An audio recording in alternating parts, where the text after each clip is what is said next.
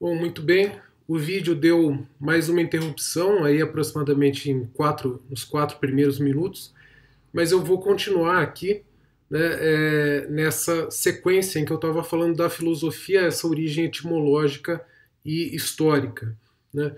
E aí, falando de um outro aspecto, né, para conhecimento da filosofia, todos nós temos um leque de conhecimentos e de informações, né? Agora, com o Google, por exemplo, acesso à internet, as gerações, e nós fazemos parte disso, independente da nossa idade até, mas essas presentes gerações têm um contato com uma multiplicidade, com uma profusão de novos conhecimentos e novas informações que são disparados a todo momento, a todo minuto. Mas não basta que haja esse acesso ao conhecimento, esse acesso à informação. É preciso, e aí dentro da análise da filosofia, saber integrar esses conhecimentos. Então a filosofia ela é a primeira que busca integrar, né, todo esse leque de conhecimentos dentro de um patrimônio próprio, que é o patrimônio da consciência. É como se eu dissesse, existe esse papel, né, que eu escrevi algumas coisas aqui para tomar por base, existe essa caneta, né, existe esse livro, né, vamos dizer, existe, né, esse grafite, mas tudo isso está espalhado, está, né, ao redor aqui, né, existe esse quadro que vocês veem, os livros, etc., mas tudo isso está espalhado, né? E como é que eu organizo isso?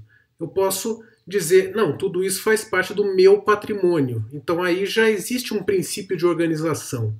Essa é a primeira característica da filosofia.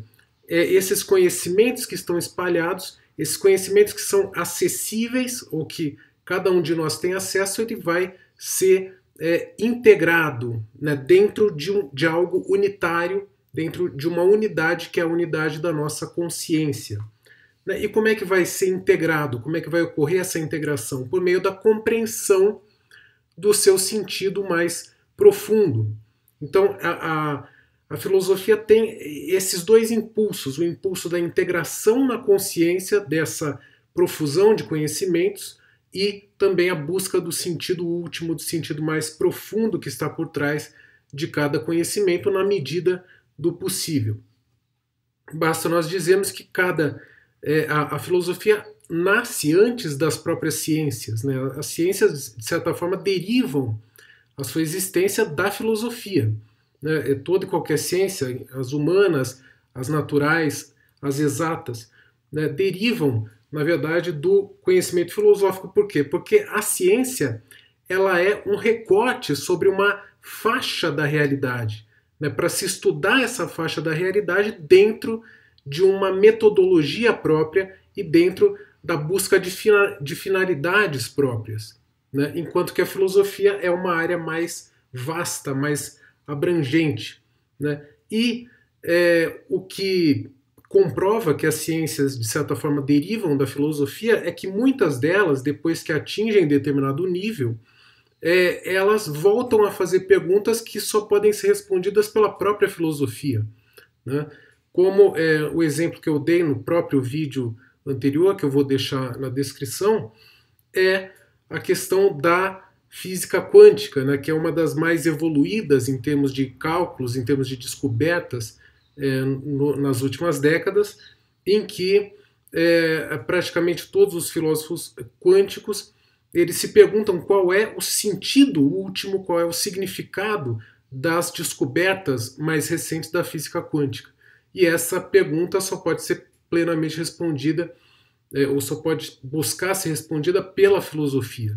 E um dos que buscam fazer isso, como eu mostrei no vídeo que eu deixo na descrição sobre a filosofia, é o Wolfgang Schmidt, que é um físico quântico de formação, um matemático de formação também, mas que se embrenha pela filosofia para descobrir essa resposta. Então, basicamente isso que eu posso dizer em termos mais gerais sobre o ensino da filosofia. Quanto à sociologia, né, a sociologia moderna ela nasceu no século XIX, principalmente com Émile Durkheim e Max Weber, também com as participações aí de Augusto Comte e Karl Marx, mas já tem uma base anterior, bastante anterior nas ciências sociais, numa outra metodologia, mais dialética, por assim dizer, com Aristóteles, o filósofo Aristóteles, né, mais uma vez então um filósofo que dá origem a uma ciência, na verdade a outras, a diversas ciências que ele deu origem, no século IV antes de Cristo, né? Então já há bastante tempo atrás, mais de 2.300 anos atrás. Bom, falando especificamente sobre a sociologia ou as ciências sociais, né, qual a diferença dela para as demais ciências, né, as ciências naturais, por exemplo? Basicamente é que, enquanto nessas últimas, nas ciências naturais, nós estudamos um objeto como algo externo ao observador, nas ciências sociais nós estudamos o objeto ao mesmo tempo participando desse mesmo objeto, né? Então, um exemplo disso basta ver, né, para quem não se lembra do colegial ou da época da escola, né, em que nós tínhamos que dissecar um sapo, por exemplo, né, ou dissecar algum anfíbio, alguma coisa assim, e então aquele objeto já estava presente, né, aos nossos olhos, né, às nossas sensações, né, e nós tínhamos que lidar com aquele objeto e fazer um relatório, né, depois do que a gente fez, qual o resultado, etc., né, se deu tudo errado e tal. Então, basicamente, esse é um exemplo de um conhecimento a partir da prática das ciências naturais, por exemplo, né, em que o objeto é externo, né, o sapo está lá e você é diferente do sapo, né, o sapo é externo a você, né, que tá lá para ser dissecado. E no caso das ciências sociais é completamente diferente. Você participa, né, do objeto do seu próprio estudo. Você vai estudar o quê? A sociedade. E você faz parte do quê? Da sociedade. Né? Você participa do próprio meio social no qual você vai estudar. Você participa do contexto social e, consequentemente, do contexto cultural, político, ideológico no qual você vai estudar. O qual você vai estudar. Né? Então, dessa forma, o estudo da sociedade ela vai implicar um conhecimento maior que eu tenho sobre mim mesmo. Então, isso implica um aumento, né, o estudo e o conhecimento da sociedade na qual eu vivo, né, e mesmo de outras sociedades, mas sempre em comparação com a sociedade na qual eu vivo, implica num autoconhecimento, num conhecimento maior sobre mim mesmo, né, porque eu participo dela. Então, se eu pergunto, né, qual é o tipo de cultura que prevalece na nossa sociedade, né, ou em determinada faixa da nossa sociedade, ou quais os tipos de cultura, né, eu pergunto isso e automaticamente eu vejo qual é a cultura, né, na qual eu faço parte, ou quais as culturas das quais eu faço parte. Né, o que eu cultivo mais, o que eu cultuo mais em termos de música, de cinema, de livros, etc. Né, tudo que faz parte do quadro cultural ou civilizacional. Se eu pergunto qual é a estrutura de poder que rege a sociedade, seja em termos de poder intelectual, poder cultural, né, poder econômico, poder político, eu pergunto qual é a minha posição diante dessa estrutura de poder, né? Qual é o poder que eu exerço ou quais os poderes que eu sofro dentro dessa sociedade. Se eu pergunto qual o significado de determinado signo ou símbolo ideológico, por exemplo, né, ou cultural, eu também pergunto o que ele significa para mim, ou o que ele significava para mim antes de conhecer isso, antes de conhecer essa resposta.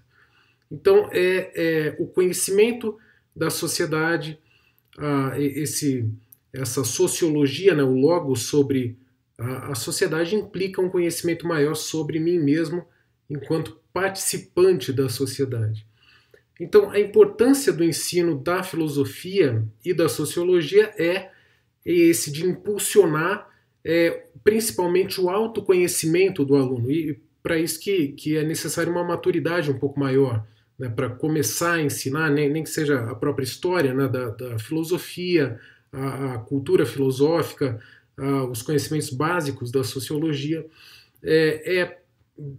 precisa dessa maturidade maior, razão pela qual só no ensino médio que nós começamos com esse ensino, né, com os princípios básicos aí desse ensino, para começar a adquirir algum grau de autoconhecimento, né, a partir aí do conhecimento do meio social em torno, né, do meio social no qual a gente vive, as categorias culturais, políticas, ideológicas, etc. E também seja a partir da busca da integração, da unidade e do sentido profundo por trás dos conhecimentos que nós temos e aí dentro do campo da própria filosofia. Então eu vou ficando por aqui, né, para não deixar o vídeo muito longo, e peço que se inscrevam no canal para quem não é inscrito, que curtam e compartilhem. Fiquem com Deus, até a próxima. Tchau, tchau.